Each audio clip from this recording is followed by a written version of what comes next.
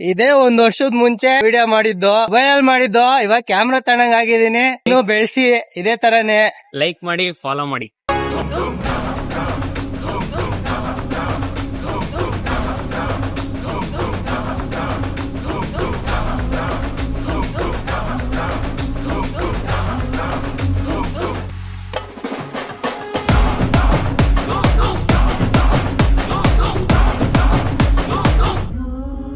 Go, go.